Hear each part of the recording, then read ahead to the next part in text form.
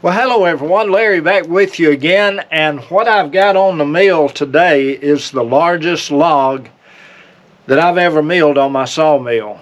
I showed you the dimensions of this in the preliminary or in the introduction, so it's going to be interesting now to see what this log will produce as far as lumber is concerned.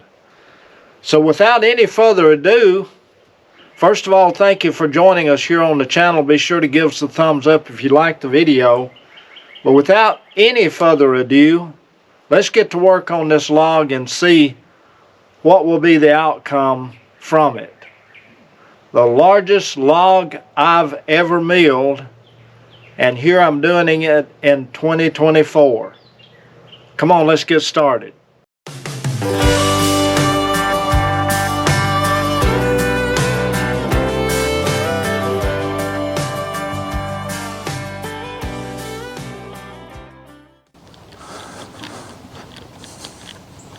I'm going to go ahead and start the mill so it can be warming up while I do some other things getting ready for milling it.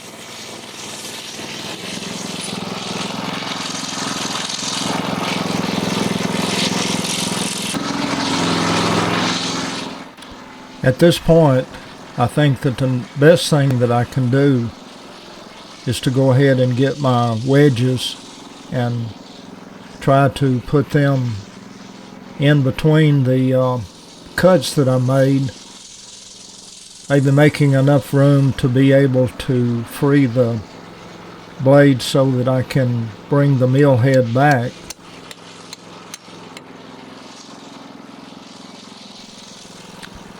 I put one of the wedges up closer to the blade itself, again in an attempt to free the blade up so that I can move it back, but again the mill would not budge.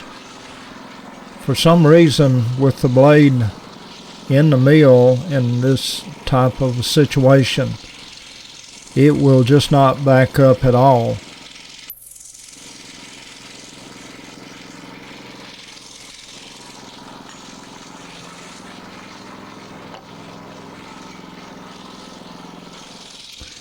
I took the one wedge on the end out, brought it up closer to the mill also in an attempt to try to get more space between the two cuts in order to be able to, again, hopefully free the blade up, but this was just not working. So I finally realized that my only resort was going to be taking the blade off the mill, going ahead and getting the mill head itself out of the way, backing it up, and then attempting further to be able to free the blade from between the cuts.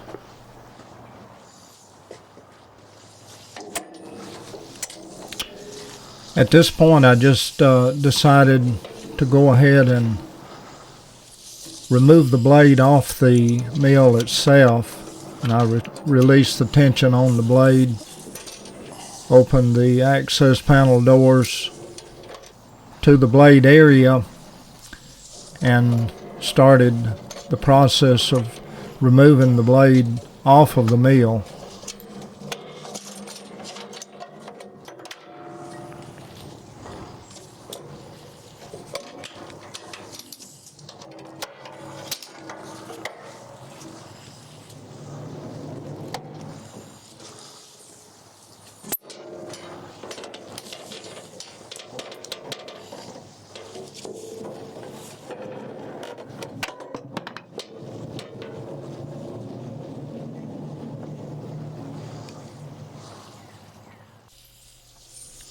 Oddly enough, and I don't know why, but once I got the blade off the mill, it seemed to move freely to a certain extent.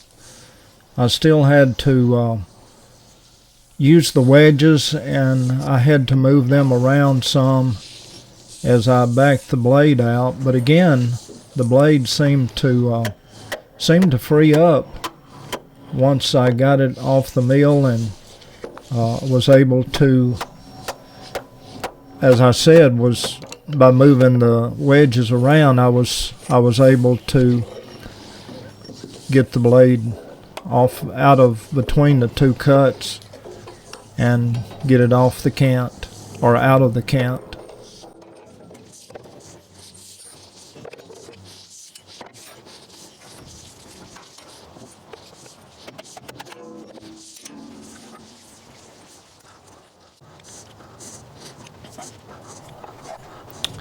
I had a brand new box of Wood-Mizer razor tip blades down at the barn, so I just decided to go ahead and get a new blade and put on the mill.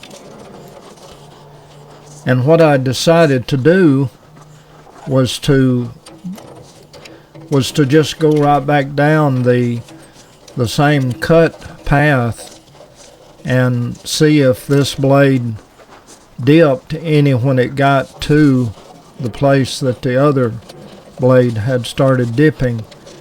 I did go ahead and increase the tension on the blade slightly, but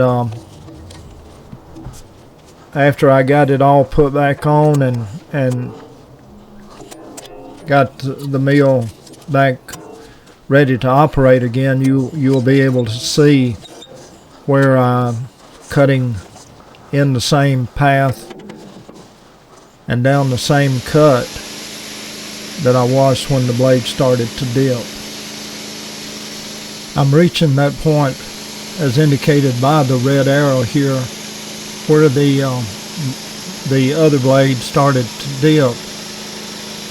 And I don't know if you'll be able to see it or not, but this blade just continues in a straight line and actually saws over where the other blade had dipped down previously.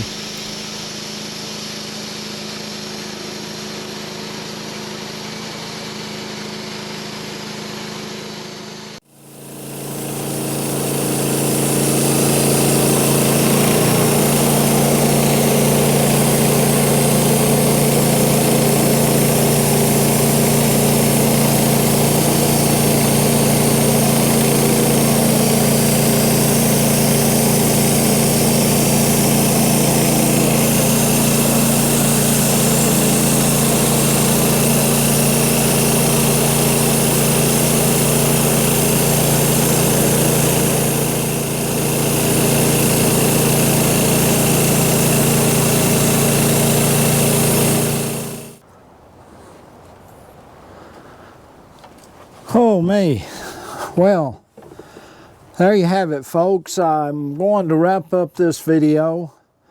It's been an interesting afternoon with the biggest log that I've milled on the Wood-Mizer sawmill, and then as you saw, I ran into that difficult situation of where the blade dropped as I was sawing about halfway down the cant, and I don't know if the blade was dull that caused it to drop like that, but had a little bit of a problem getting the blade back out. I had to take some wedges and raise it up. Eventually, as you saw, I had to take the blade off the mill. And actually, once I got the blade off the mill, it seemed to come on out pretty good. That one piece that it dropped down into, when it comes time to use it, I'll just decide whether or not to use it. Maybe put some glue in it or possibly scab on to the side of it and put some bolts through it and the scab that I put on it. Don't know just exactly how that'll work out, but anyway, we'll see how it does whenever the time comes. But I hope you enjoyed the video, and I thank you for joining us here on St. Nick's Farms. I look forward to seeing you the next time. And if you would honor us by giving us a thumbs up and liking the video, that really means a lot. Don't forget to subscribe, share it with a friend. Come back and see us the next time. So until then, folks, this is Larry. Hope you have a great one. Bye-bye, everybody. Take care.